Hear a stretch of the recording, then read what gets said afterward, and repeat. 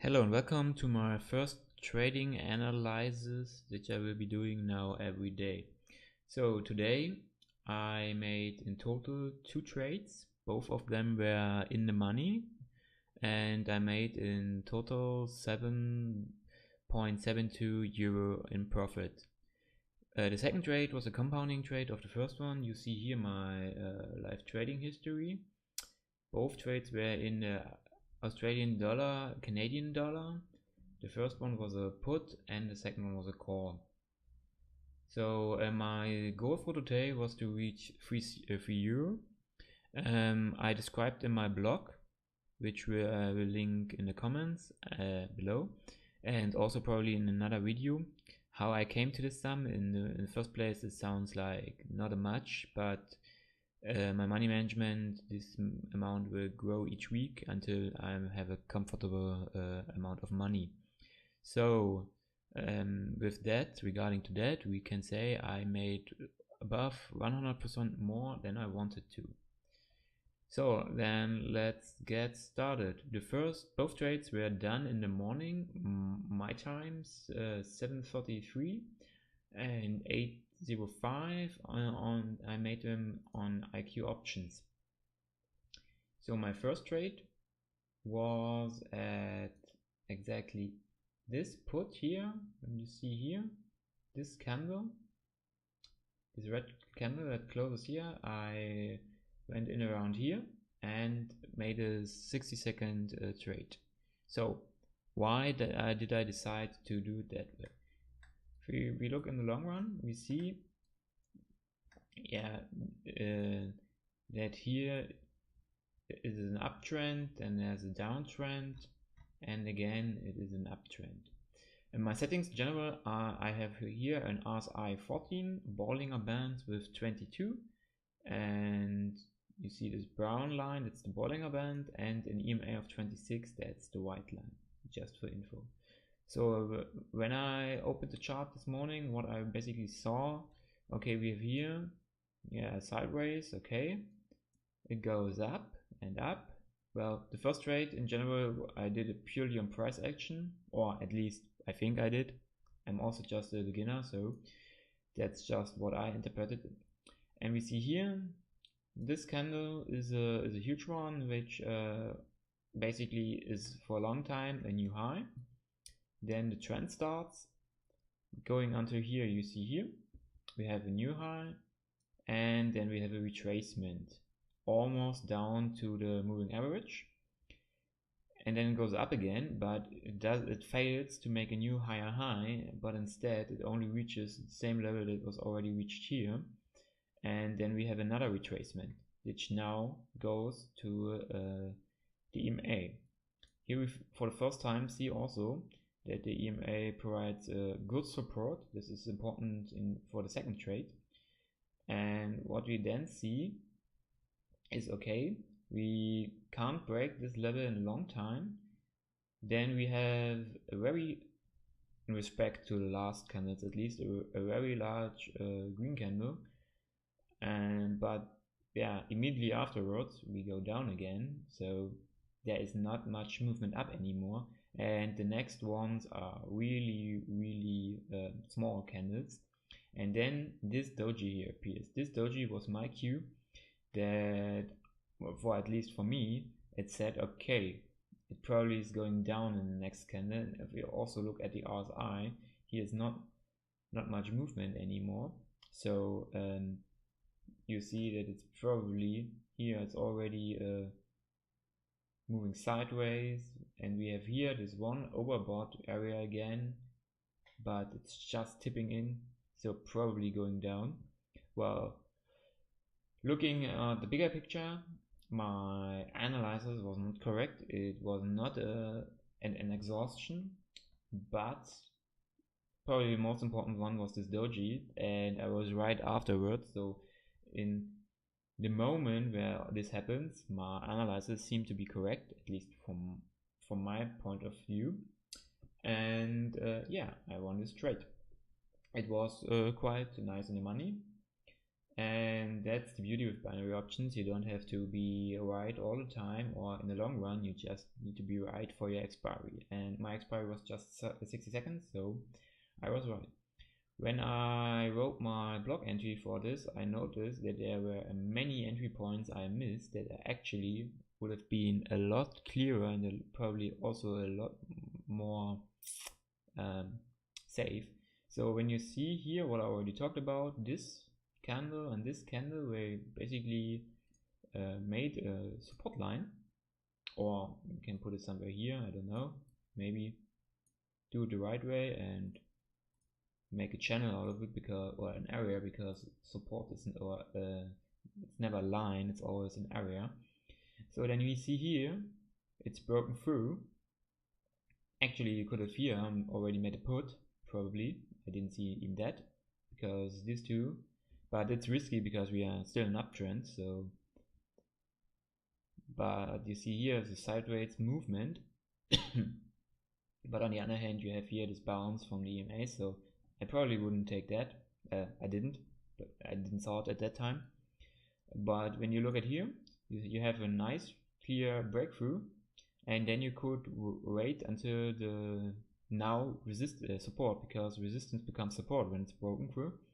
When this is tested again, you could make a call, and you would be in the money here, here, here, here, here, maybe even here with a bit of luck here, and so on. You see this area, this new resistance is quite steady holding, so you could have made a lot of calls there if you're a risky trader, or if you want to have a high frequency of trading, because this could be back-to-back trades, but could also be a risk to take them on, because you read a lot that when support or resistance is tested a couple of times, it gets stronger. This may be true, but this test needs to be a certain time away. So if it's tested each candle, it may break through sooner or later.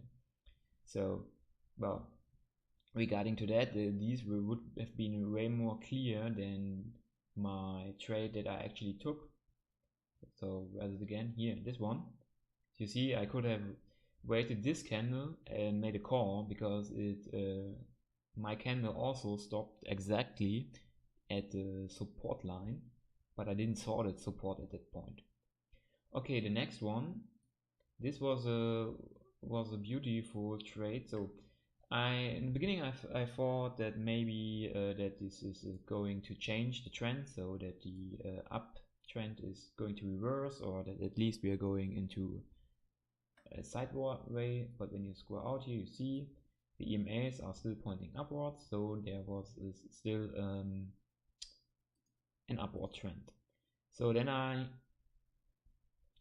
in this area here, I also noticed that, and I had to admit it that I was wrong, so that this is still an upwards trend, and I drew a trend line here through there, I think somewhere here, yeah, a bit higher, something like that.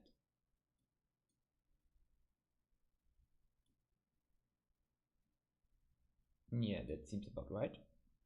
And then of course I don't use one trend line, I always use channel, or try to. Well, in this case the upper bound, it didn't matter at all.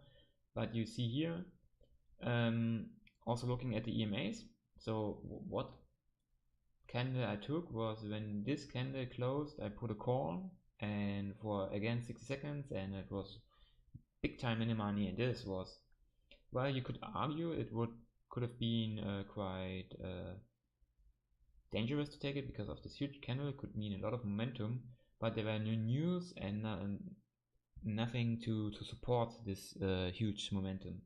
But there were a lot of confluence here that this is continuing to go up, because you already see here the EMA, it holds. Also, of course I drew my trend line here, so of course the trend line is not broken. You have here a few times when the EMA is tested, and also here the trend line is tested again and again. This one could have been also already a nice opportunity for a call. Again, I didn't see that at that point, but it would have been a bit riskier because it didn't hit the trend line, it just hit the moving average. Well, it's up to everybody how he wants to trade that. But in this case here, this candle, it crosses both moving averages and it hit the trend line, and afterwards there was a bounce as expected. So this was my second trade for the day, and with that I was in the money. As you can see, there are a few more nice opportunities for trades later on with this trend channel, because it's, well, you could have traded this one as a put, or maybe I would have, because I'm quite an aggressive trader. Depending on where you're going in, it could have been ITM or OTM or ATM, and it's always riskier to put to trade off the upper or off the side of the channel that is going in the trend direction. So in the uptrend, the upper bound is of course always more risky than the lower bound. Anyway, what you could have done is trade the breakout. You have a nice breakout, but in my rule of thumb is that when I trade breakouts and don't use 1 minute expiries, I always tend to trade 3 to 5 minutes expiries, depending. You can look at, for example, as a rule of thumb, see how many candles it took. At least that's what I've done. I would have probably done a 5-minute trade here. So after that, maybe I waited here a bit, I don't know. So let's say I get in here, 1, 2, 3, 4, 5, would have been big in the money.